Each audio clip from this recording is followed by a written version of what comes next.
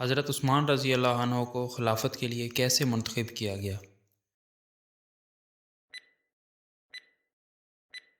انہیں حضرت عمر رضی اللہ عنہ کی مقرر کردہ شورا نے منتخب کیا تھا۔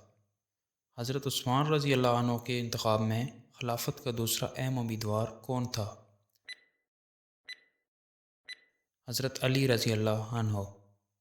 حضرت عثمان رضی اللہ عنہ کو حضرت علی رضی اللہ عنہ کی بجائے خلیفہ بنانے کا فیصلہ آخرکار کس نے لیا؟ عبد الرحمن بن عوف رضی اللہ عنہ۔ حضرت عثمان رضی اللہ عنہ کے خلیفہ کے انتخاب میں درج ذیل میں سے کون شریک نہیں ہوا؟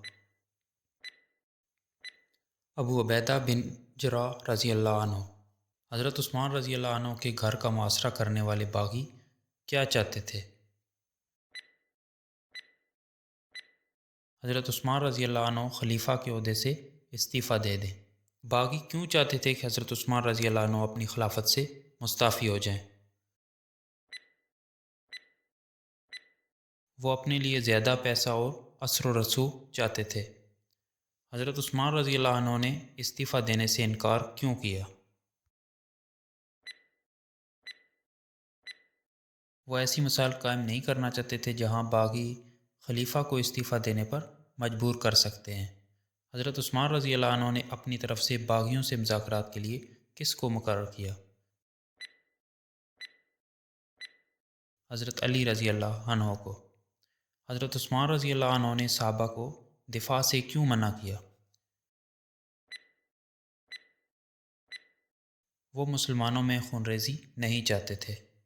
نبی کریم صلی اللہ علیہ وسلم کے کون سے صحابی نے ایک رکعت میں پورا قرآن پڑھا؟ حضرت عثمان رضی اللہ عنہ۔ جنگ تبوک میں سب سے زیادہ عطیہ دینے والے کون سے صحابی تھے؟ حضرت عثمان رضی اللہ عنہ۔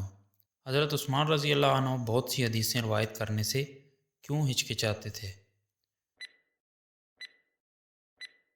کیونکہ آپ کو فکر تھی کہ کہیں کوئی غلطی نہ ہو جائے۔ کس صحابی کے بارے میں نبی کریم صلی اللہ علیہ وسلم نے فرمایا کہ فرشتے بھی اس سے شرماتے ہیں؟ حضرت عثمان رضی اللہ عنہ۔ نبی کریم صلی اللہ علیہ وسلم نے کب فرمایا کہ عثمان رضی اللہ عنہ نے جنت خرید لی؟ جنگ تبوک میں۔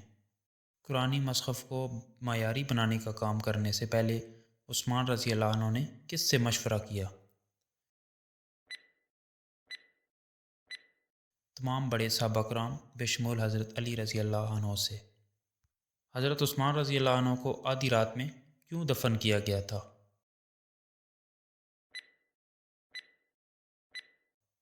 صحابہ کو خدشہ تھا کہ باغی ان کے جسم کی بے حرمتی کریں گے۔